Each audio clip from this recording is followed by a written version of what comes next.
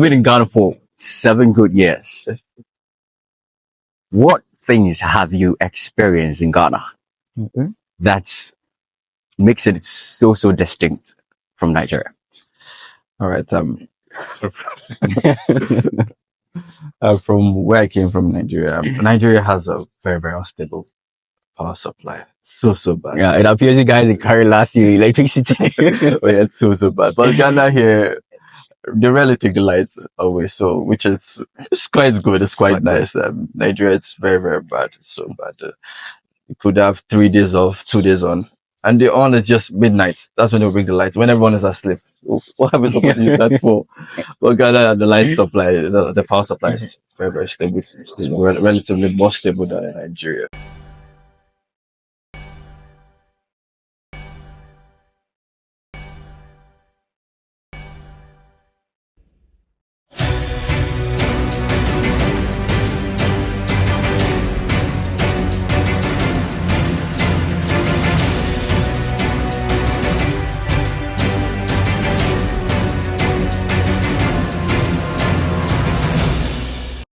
Hello, ladies and gentlemen.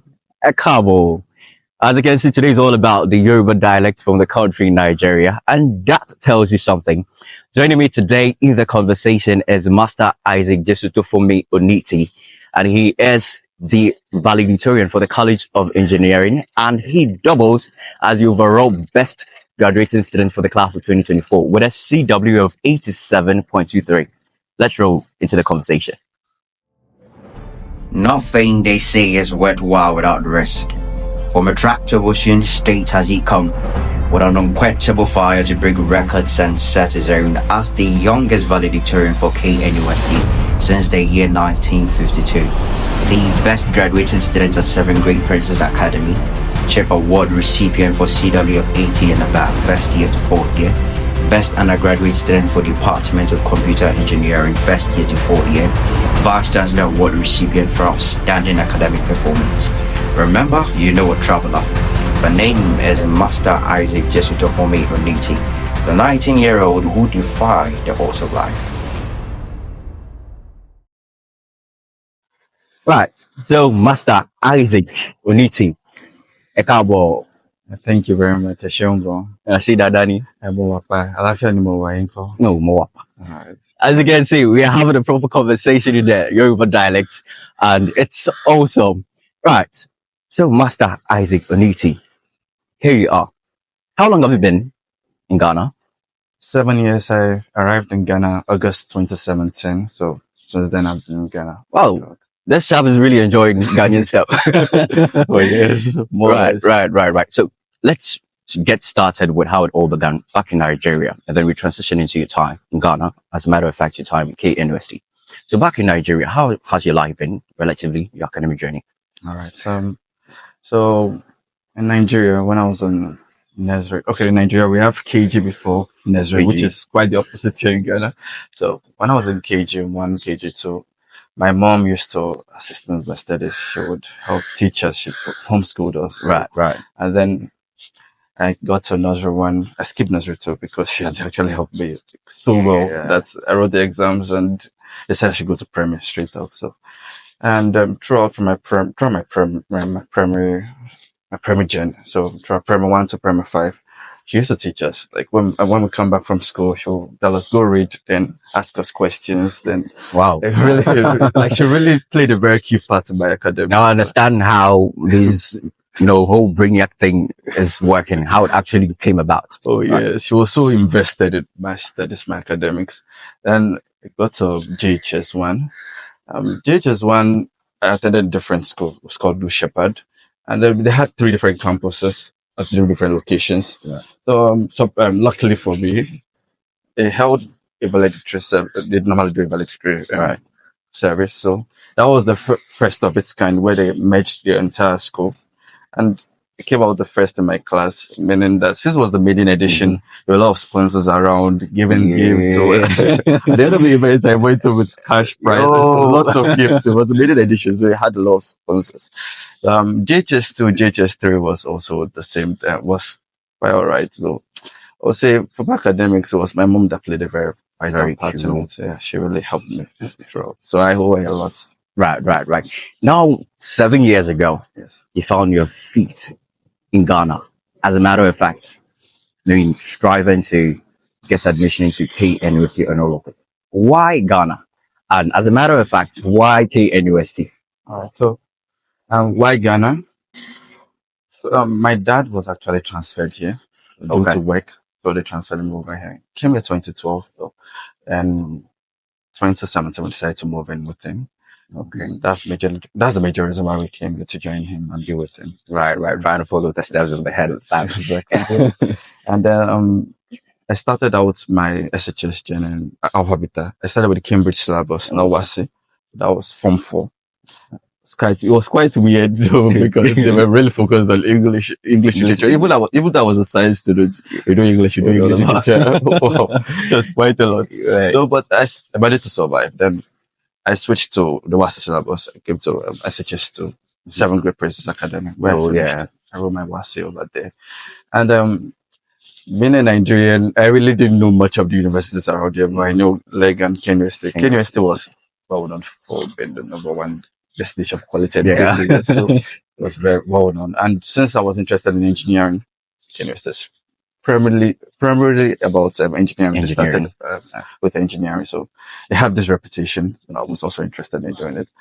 I applied for medicine initially, but medicine fell through. I got the interview, but one way or the other, I didn't make it. So I was given the computer engineering.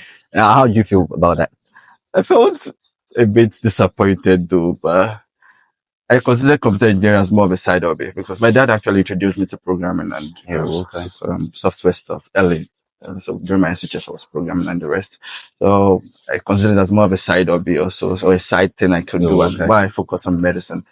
But since I was doing computer engineering and there was nothing I can do about it, I just took it as it is. And surprisingly also, Leg also gave me the same computer engineering. So I thought it was a sign from God. Just the computer engineering. So I went to computer engineering and then came to tech. That's how. Wow. KNUST, the land of green. Now let's talk about your life in KNUST, or relatively your academic journey. How has it also been? So my academic journey, while I was in SHS, I had this teacher. He told us that his greatest regret was not starting well. Like, he didn't start the first year with a very good grade. So he spent the remaining years trying to get to first class, but it didn't work out well. We got to second class upper. So that thing really stuck with me. And I made up my mind that the first semester, I will ensure that I start with a very, very good grade. I start with a very, very good grade. Because I know the foundation is really important. So if you have a strong foundation, you can easily build up on it. So you don't have to spend the remaining 3 years trying to make up for the mistakes you made. So I started with 84.06 at the end of the first semester, 0.06. And I heard about the valedictorian of that brand, of that year, which was Herman. From my department, also computer engineering with 88.45. Like, wow, how come? Like, and I was having 84.06. But So you're thinking you're a bit close, and then you can. I wasn't actually focused on valedictorian. Being the valedictorian there. So I kept learning, trying to push myself harder. And then second semester, first year, so I just shut up. So 87.16 from 84.06 to 87.16. That was like a very, very big increment. But then second year came. Second year was a very tough year. Met some lecturers. So I dropped I dropped from 87.16 to 85.78. Just quite a drop. And how were you feeling when you realized there was a discount in that? I felt bad though, but I realized that I could stop. Because I still have third year, I have fourth year, so I could make up further. Do well. But I think what was consoling me was the fact that when the provost list came out, I was still the highest in the whole college. So I was like, wow. So it's not only me that drop. It's not only me that drop. So then third year came, which was by far the best year for me.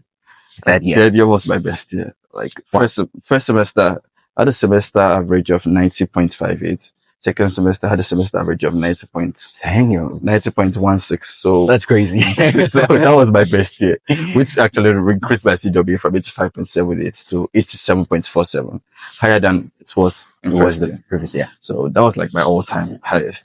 And so it was my best year by far.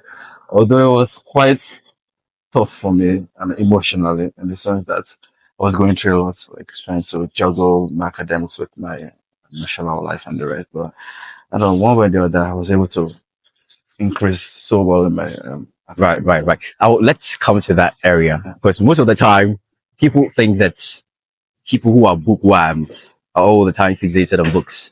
So they don't have time to indulge themselves in other areas. Oh, Now yes. that you've made mention of that, can you share with us, were you indulged in other extracurricular activities? Yes, I was roughly. I think I joined the Pianist Chess Club.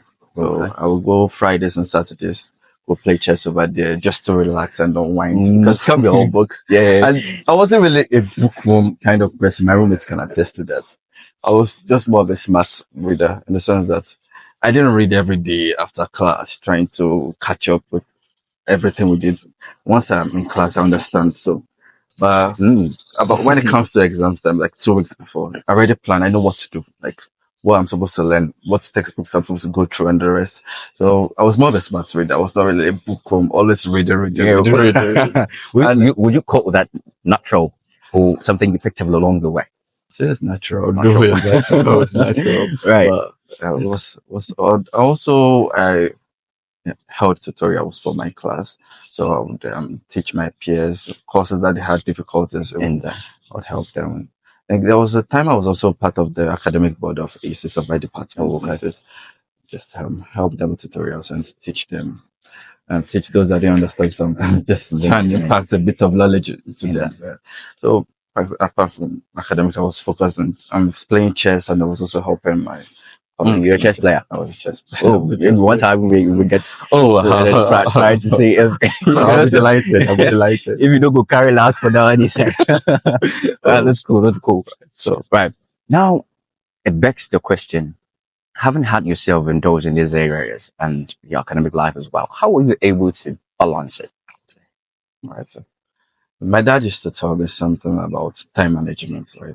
I should always every time I go home after vacation, I get to the house and tell me manage your time properly. So that has stuck with me. Everything's about time management. You have quite the time in your hands. So, but how do you manage? You have to have priorities. Yeah. So this is more important than this. This is less important than this. So I know my studies. I'm a student. I'm Yeah. here on campus. So basically, that's my primary responsibility to learn. So I wouldn't put a little above that. I know that I'm supposed to learn at this time. I'm supposed to play at this time, or rest at this time, or engage in other activities Right. at this time. So it's all about time management. So effective time management, or wise use of your time and prioritizing things. So economics is also a skill of preference. So yeah, this is more important than this. So just how to know when I knew when to prioritize certain things over the other. So that's basically what helped the time management and them. Right. From the dictionary of many, we will call this remarkable feat you have attained as success. But I want you to define what is success to you. Okay. I'll say success is about achieving what you set out to do initially. So if you have a goal of, let's say you have a goal to achieve certain thing, right? If you achieve it, so you're successful. So success is relative. So what might be success to me might not be success to another person. So it's just about, okay, you have this insight, right? You want to achieve this particular thing. If you're able to achieve it, you've achieved success. So basically, that's why I define success as. It's relative to everyone. Right. That's incredible. Have you ever had an experience with failure? And how has failure shaped your perspective on certain matters? Failure. So, let's say last I've really not had so much experience with a failure. I just try my best to always succeed That was with whatever I do. excel. What I do. But the only one time I can remember right off the top of my head now is that was primary, way back. So well, just certain assignments we did, and was the max was over 30, and I had 0/30. It was zero. Like, It was zero. I was like, wow. Oh my god! Like there was a book, right? They'll give you a book, so you do the homework in there. So it was 10/10, 10/10. They gets this particular page 0/30. Like, wow, what happened? Serious. It was heartbreaking. I mean, my flawless record of sports to 0/30. So it's my mom was also surprised. What happened? And I realized that I was actually answering the wrong questions. That was what I was answering giving the right answers to the wrong questions. So they had to. Right, that was right. all. Right. Has there been any significant challenge you have encountered within the course of your academic journey? Okay, so one challenge I would mention is the fact that because I was good academically, people wanted help with certain things, and I am struggling to actually satisfy everyone. Oh, come teach me this, help me with this, help me with this. Eventually, you have to head for people. Like you have to know how to prioritize this. So, help me understand this course. When would you be free? It was quite troublesome. Sometimes I wouldn't rest. I wouldn't be able to sleep because I'm moving from one person to the other, trying to help ensure that I can please everyone. But it's not possible. You can't please everybody. You just have to pick and choose. So it was quite challenging for me trying to balance it so that I don't ever put a strain on my health. All right, it was quite challenging trying to balance it with my personal life so I don't hurt myself and end up falling sick and the rest. Because there were times I could go the whole day, haven't eaten, moving from one person to the other, trying to help them, especially during exams time. So that was it. This is quite something else. Yeah. But I want to understand, amidst all these moments, I understand and I'm impelled to believe that there has been times where you feel like you're tired, you just want to give in. But what kept you going? What was a fire that ignited you along the way? Okay, I would say personally I'm self-driven, I'm self-motivated. I know that I always want to be the better version of myself. So if I have this, doesn't mean I should rest on this. And I know that very well. I also want to make my parents proud. Mm-hmm. Yeah, spending this money to school me. They've invested so much in me. My mom invested so much in me while I was young. So I realized that once I realized that it's possible for me to become the valedictorian, I doubled my efforts, trying to ensure that I have this goal in mind. Anytime I feel discouraged or I feel down, that this is it's impossible. I had my friends as well always motivating me, always cheering me on. So you can do it, and I was also self-motivated. Know that I'm supposed to do it, and I would do it eventually. I would do it. So I'm a self-motivated person. Right. So the idea of having friends bring me to the point of the importance of network. Yes. How would you express its relevance within the course of your journey? How beneficial has networking been for you? Networking is very, very important. So it's networking. No man is an island. No man is an island. Wow, no man is an island. Indeed. So no man is an island. So you need friends. You need people to help you out. I could recall even with my national service now, it was a coursemate of mine that referred me. So no man is an island. I had friends who kept on motivating me.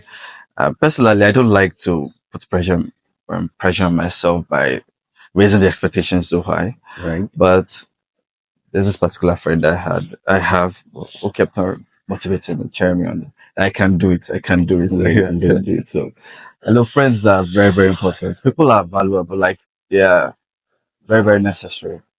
You need to have people around you to motivate you, to push you on, to help you out when you're down. And so, right. Nigerians indeed know they carry last. But you understand, you guys beat us into AFCON and you have come to Ghana. As a matter of fact, KNUST to take the valedictorian crown. We have something to sort out backstage, guys. But then again, let's get back on track. There are tons of people that I believe are going through lots of difficulties. Some people definitely relative to the part of academics. Some feel so tired. Maybe some people had people that they could rely on, and due to realities happening to them, these people are normal. and they feel like they have nobody to turn to. They feel like they should give in and they should just stop pursuing for a higher ground. What would you say to these people, having gone through all these meals? What would you say to them? Yeah. First and foremost, I would like to say that no matter which situation you find yourself in, always try to make the best use of it. So life is full of its ups and downs, right? And it's not always rosy. You might be going through a certain challenge or the other, but always look on the bright side. There is this particular thing you want to achieve, or this particular thing that you want. The fact that things or situations might not be going your way doesn't mean that it's not possible to achieve it, right? Make the best use of every situation you're in. Like right now, I'm a Nigerian in Ghana. I'm a Nigerian in Ghana. You just make the best use of whatever situation you're in. And also, networking is very important. Make friends, connect with people. You never know when you need them. And I would say keep moving, keep keep striving, keep struggling. It's all going to make sense one day. So don't give up, don't give in, don't relent to whatever situation is dragging you down. Don't give in to that. Keep moving, keep striving. It's all going to work out well. That's how I see life. I know that it's eventually going to work out well. And also be prayerful as well. There's always this God factor in everything. So be prayerful, trust God, and do your part. It's all going to work out. Right. Thank you very much, Master Isaac, Thank you very for much. this awesome, I mean, expressions you have given us. This is indeed very important for all of us. Now that you have shared with us, I want you to finally, you have been in Ghana for 7 good years. What things have you experienced in Ghana Okay. that makes it so distinct from Nigeria? All right.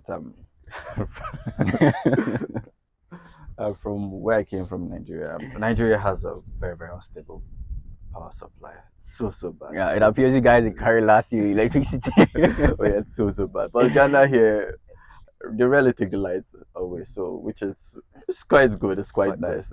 Nigeria, it's very bad. It's so bad. You could have 3 days off, 2 days on, and the on is just midnight. That's when they bring the lights when everyone is asleep. What are we supposed to use that for? Well, Ghana, the light supply, the power supply is very stable. It's relatively more stable than in Nigeria, which is quite nice. That's the major thing I would say that Ghana has over Nigeria. The light supply. It's Only the top-notch. lights. Only the light. Only Only the the light. Only the light. Only the light. Right, let me come back to the prevalent matter within our system today. Right, you understand there's squabble, there's this ongoing debate about Nigerian food and Ghanaian food. Right, you appear to be swerving, becoming dodgy about this thing, but Ghana and Nigerian jollof. I want you to clarify this for me. Which one would you prefer? If I'm being honest, truth being told, Ghana jollof is nicer than Nigerian All right, yeah, go. jollof. Okay. That's awesome. What are you a fan of? When you're free, what do you love doing? Yeah, I'd say I watch movies. Watch movies and also play chess occasionally. This just thing. I have to see you backstage and Yeah, then one day we should play. yeah, we Maybe sort play things one game. out. Right. So thank you very much once again. Thank you too. It was an honor to have you here with us and to share with us what this journey has been for you. And this goes to all audience out there. Yeah. Master Isaac says that make the best out of whatever situation you're in. Be very prayerful and always prioritize whatever is important to you. Thank you for staying with us and subscribe for more.